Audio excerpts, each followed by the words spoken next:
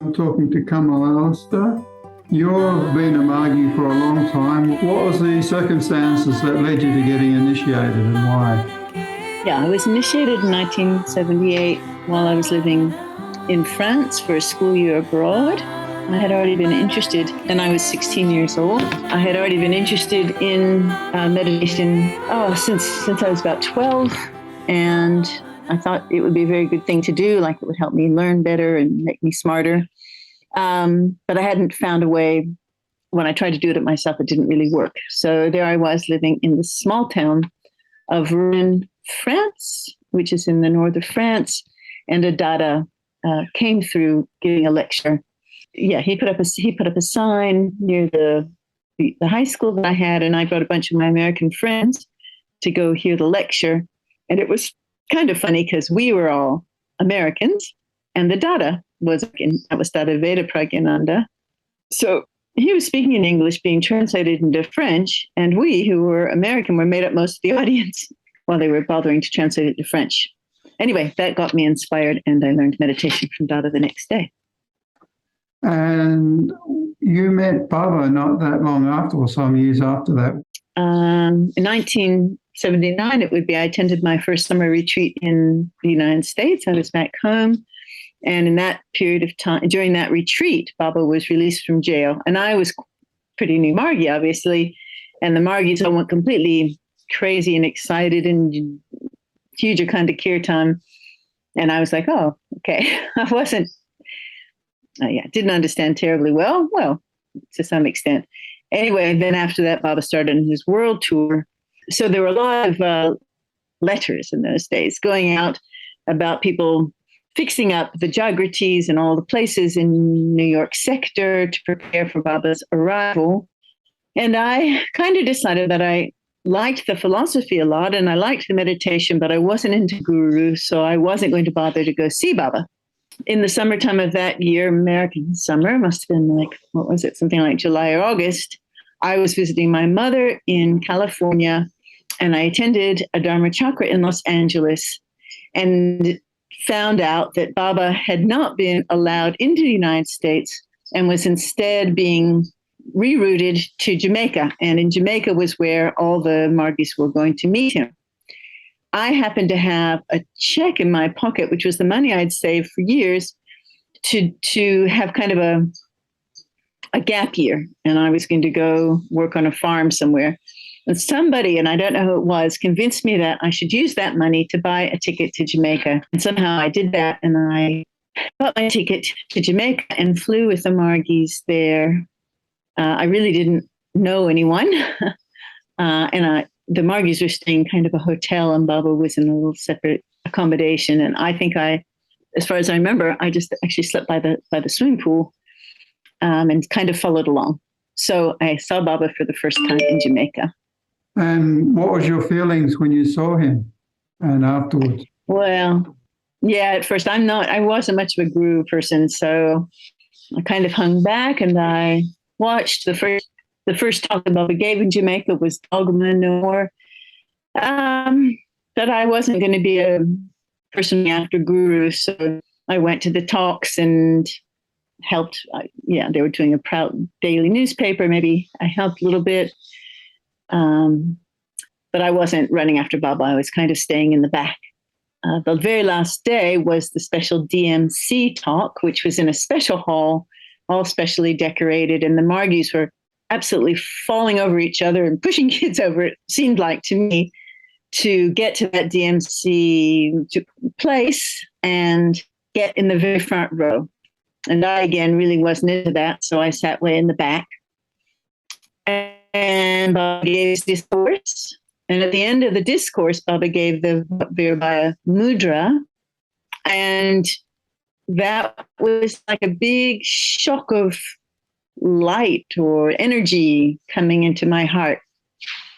It was quite a palpable experience. And that was true for other people in the room too, but it really hit me as well. I don't remember exactly what happened, but I do know that the next morning Baba was going to be leaving, and I went with a few other people, and it was raining for the first time, a soft rain, and I just went with a few other people, and we went outside Baba's dwelling place and just sang kirtan for Baba, and I just wanted to do that. So something had deeply changed at that last point. So when I got back to the United States, I didn't have the money for my first 6 months of my gap year. So I had to cancel the work I was supposed to do on the farm. And the second half of the year, I had planned to go to LFT training. So I decided to go right then to go to the training in Northern California in Los Altos Hills. It was a Prout training. And so that was it. I just had to go to the training as I didn't have money to do the other part. That turned out to be really fortunate. It was the last training they had there. And I just remember that I would just close my eyes and see Baba smiling, and I could feel very blissful. Wow. And so it wasn't that much longer afterwards, I think, before you're off to India, and not only to see Baba, but even spend a bit of time in jail. Tell us about that. Well, it was a few years later. I did my LFT training, and my posting as an LFT was in Washington, D.C., and Baba wanted a daily Prout newspaper in every sector. So I was posted to start this daily Prout newspaper, whatever I was, 19 years old. And I moved to the Washington, D.C. Jagrati, and within 3 days, we started a daily Prout newspaper with the Proutists that were living in that Prout Jagrati at the time. Brothers and sisters were living in Jagratis at that point. We published that daily newspaper 5 days a week for that year. I guess it would have been something like September. And the interesting part of that is that my Dada Veda Pragananda, had been, as an LFT, posted in Washington, D.C., and had been in charge of a newspaper there. When he finally decided to become an Acharya, he was supposed to find someone to take over his duty, but he couldn't. So that newspaper had folded. But my very first posting as an LFT, as his initiate, was to restart a newspaper in Washington, D.C., in fact, a daily. Anyway, I did that for a year, but I had promised my parents that I would go to university. So I set off to university. And in the summer of the first year of university, I went to live in the New Haven Jagrati in Connecticut. Baba was at that time giving Dharma Samiksha to LFTs, Bhakti Pradhans, anyone working strongly in the organization. I had a job in a sprouting business, and I had started a meditation class. So I was committed for the summer. But one night early on in that summer, a knock came at the door, and a Dada turned up, Nanda turned up and said, I'm looking for Kamala, and you need to go to India to see Baba, because this Dharma Samiksha is once chance in a lifetime. And my immediate response was, well, I can't. I don't have the money to go to India, and I'm committed for the rent, the class, the job. And he said, no, you really have to do this. And as far as I recall, he left very soon after. And I was talking to Mohan, brother in the Jagrati, and he said, well, if this is what you're supposed to do, I'm sure there's a way. And later that same evening, another knock came on the door, and a woman that I had never met, was a Margi sister, had just come back from India. She needed a place to stay. She needed a job, and she could teach a meditation class. And this brother Mohan loaned me the money, and in a couple of days, I was off to India to see Baba at Dharma Samiksha. So that was pretty miraculous. The whole trip was miraculous, but at that time, they had made it a law in India that foreigners could not be around Baba's house, and so shortly upon my arriving in India, and I was so excited, here I am in India, I was actually picked up by the foreigners' police. It's really a long story. The miracle was that I kept saying, how can you do this to Baba? Baba's a great spiritual teacher. And they said yes. And we love Baba, but we have to do our jobs.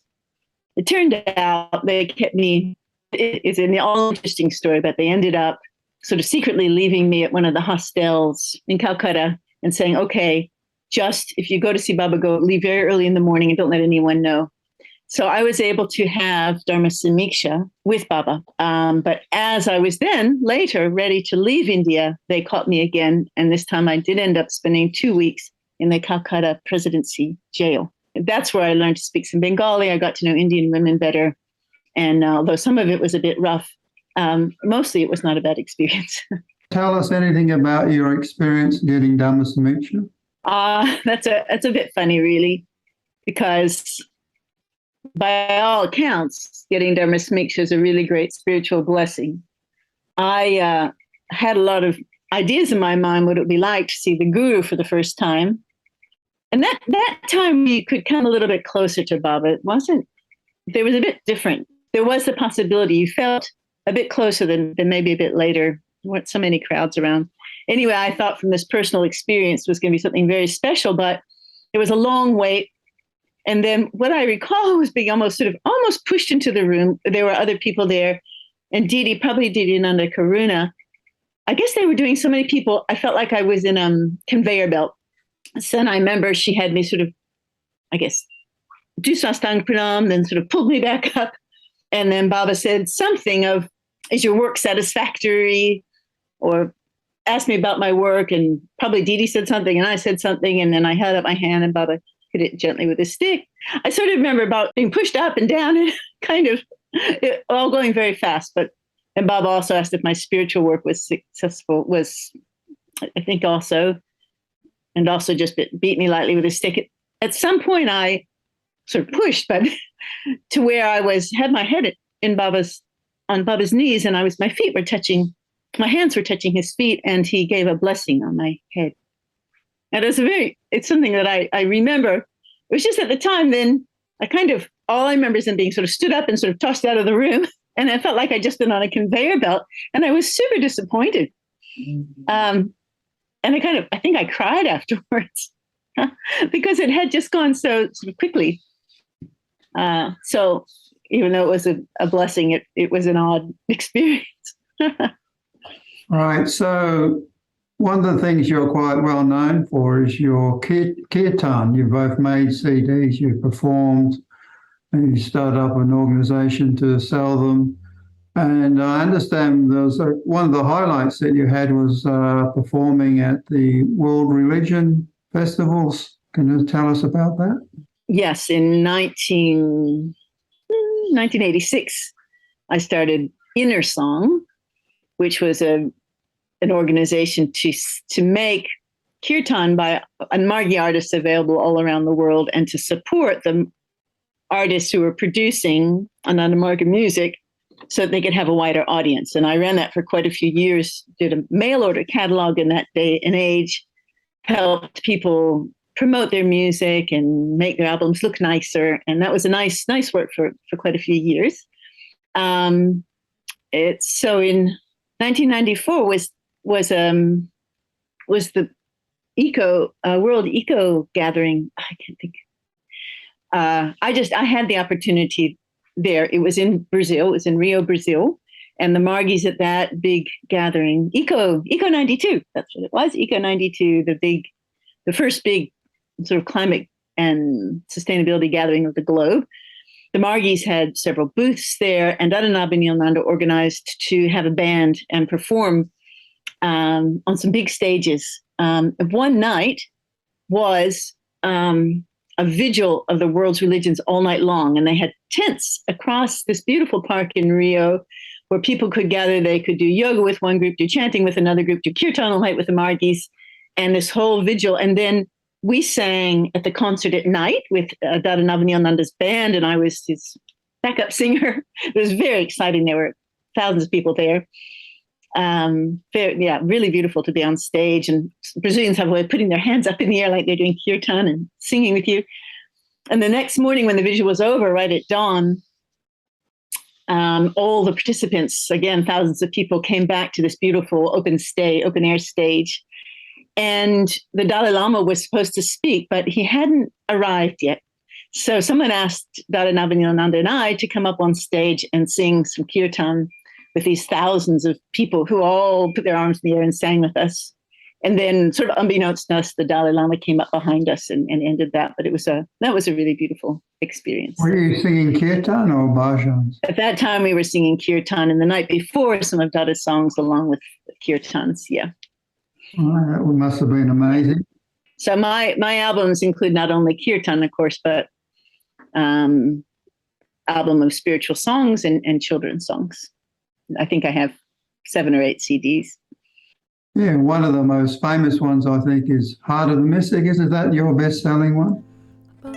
Probably Awakening and Heart of the Mystic were sold really well, and those were ones that I recorded with a quite well-known and lovely jazz musician in California named Peter Sprague, and with the beautiful harpist Tina Turin.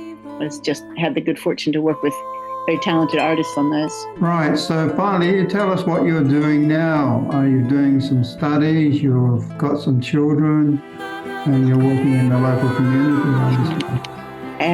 I'm married to Acharya Narada Muni, someone you might know, and we together have 4 grown children, gorgeous grown boys.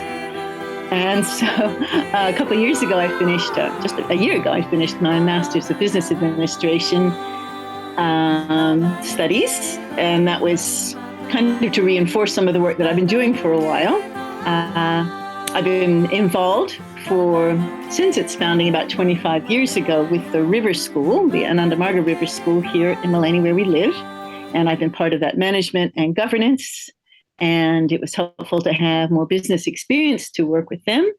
We also live on the Prout Community Settlement Cooperative, which is a cooperative master unit, which has 5 families plus the River School on it. Very beautiful.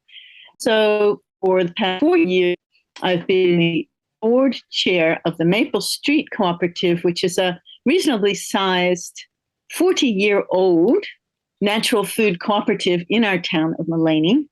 And this has been a really good experience. We have about 1,300 members at the moment, a very big turnover. It's a beautiful shop, and it's the real center, heart of the town. And I've really experienced the board chair, seeing the co-op through expansion that doubled the size of the co-op, greatly increased our income. And so I've enjoyed working with cooperatives in real life, seeing Prout in action. And then I continue to do a lot of music. So I sing on Monday morning, lovely primary children, and that's always uplifting. We do meditation, kiirtans, and songs. And at the moment, I sing quite a lot online. This week, for example, I've performed in kiirtans Panchajay, other events for Malaysia, Ukraine, Russia, and Brazil. And just working on a new release in the studio. Hopefully that'll be out in a little while. Okay, Kamala, thank you very much for your inspiring talk. I'll let you get back to your kirtan. Thank you. Namaskar. Namaskar.